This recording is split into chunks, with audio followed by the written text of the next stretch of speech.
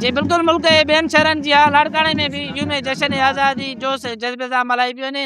इन जे सिलसिले में लाड़काणे जे मुख़्तलिफ़ इलाइक़नि में मुख़्तलिफ़ तक़रीबूं मुनक़िद थी रहियूं आहिनि।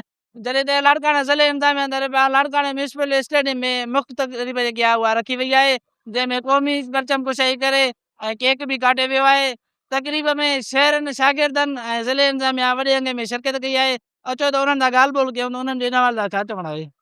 बिस्मिल्लाहिर्रहमानिर्रहीम। अॼु असांजे मुल्क खे आज़ाद थिए 79 साल पूरा थिया आहिनि ऐं मां लाड़काणे वासियुनि खे, सिंध वासियुनि खे, पाकिस्तान वासियुनि खे दिलि जे गहराइनि सां आज़ादी जूं खोड़ सारूं मुबारकूं थो ॾियां ऐं सभिनी खे चवंदुसि त सभु मिली जुली अञा वधीक महिनत कनि ऐं पंहिंजो नालो ऐं पंहिंजे मुल्क जो नालो वधीक रोशन। अॼु जश्न आज़ादी जी 79वीं जेका तक़रीब आहे हिते म्यूनिसिपल स्टेडियम लाड़काणे में थी रही आहे, जंहिंमें लाड़काणे शहरी वॾे जोश ख़रोश सां हिसो वठी रहिया आहिनि ऐं इन अज़म सां जेको आहे सो पंहिंजे हीरोज़ खे जंग आज़ादी जेके ख़राज तहसीन पेश करे रहिया आहिनि त पाकिस्तान हमेशह क़ाइम दाइम रहंदो ऐं सभु पाकिस्तानी हिन जी तामीर और तरक़ी में गॾिजी हिसो वठंदा। अॼु ही असांजो तव्हांखे ख़बर आहे त 14 अगस्त जो ॾींहुं आहे। 14 अगस्त 1947 में असांजो पाकिस्तान जीअं आज़ादु थियो, उनखे अॼु 79 साल गुज़री विया आहिनि ऐं उन खां पोइ बि असांखे हर 14 अगस्त ईअं लॻंदो आहे त असांजे ईद जो ॾींहुं आहे, असांजे तमामु घणो अहम ख़ुशियुनि जो ॾींहुं आहे। अॼु हिन पेंडाल में जेके बि माण्हू आया आहिनि ॾाढा ख़ुशि आहिनि।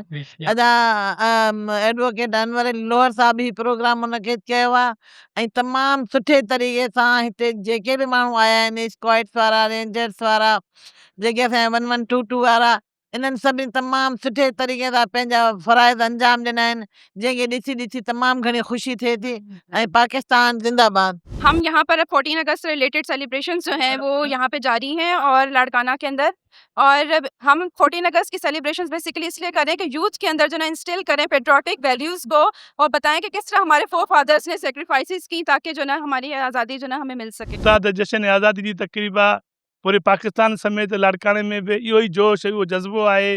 अॼु असां मुल्क जो ई आज़ादी जो 79 जो जश्न आज़ादी ॾींहुं मल्हाए रहिया आहियूं। पाकिस्तान वॾी जदोजहद ऐं मुसलसल तकलीफ़ुनि खां पोइ असांजे अॻवाननि जे ख़िदमत खां पोइ असांखे हासिलु थियो। अॼु असां पाकिस्तान जे ॾींहं ते हिते सभु गॾु थिया आहियूं ऐं पाकिस्तान जे उन्हनि अॻवाननि खे जिन क़ुर्बानियूं ॾिनियूं ऐं पाक फ़ौज खे ऐं उन सां गॾोगॾु पंहिंजे पाकिस्तान जे लीडरनि खे सलाम पेश था कयूं, जिन जदोजहद जे बदौलत पाकिस्तान में पाकिस्तान क़ाइमु आहे, पाकिस्तान मज़बूत आहे। जो जेको ॾींहुं आहे त उहो ख़ुशी जो ॾींहुं आहे, ईद जो ॾींहुं आहे। 14 अगस्त आहे, अॼु ॾींहं ते पाकिस्तान आज़ादु थियो ऐं उन आज़ादी जी ख़ुशी खे मल्हाइण जे लाइ, सेलिब्रेशन्स लाइ असां हिते आया आहियूं म्यूनिसिपल स्टेडियम लाड़काणो में, जिते ऑनरेबल मेयर साहब ऐं उनजी टीम जेको आहे रंगारंग तक़रीब रखी आहे। जनाब डिप्टी कमिश्नर मौजूदु आहे, जनाब एजाज़ अहमद लगारी साहब मौजूदु आहिनि, चेयरमैन डिस्ट्रिक्ट काउंसिल। त हीअ सॼी जेका आहे लाड़काणे जी आवाम आहे उहे हिते मौजूदु आहे। स्टेडियम भरियलु आहे। अला कंदो त अॼोको ॾींहुं जेको आहे ख़ुशि असरूबी सां गुज़रंदो ऐं हीअ ख़ुशी जो ॾींहुं जेको आहे असां सभिनी खे मुबारक था ॾियूं। बिल्कुलु तव्हां हिन जूं ॻाल्हियूं ॿुधी, हिन जो चवणु आहे त 14 अगस्त जश्न आज़ादी ॾियारे जी असां ईद जी मल्हाईंदा आहियूं ऐं हीअ जेको ॾियारो आहे उहो नौजवान नसुल लाइ अमन भाईचारे इताद जो पैगाम ॾींदो आहे।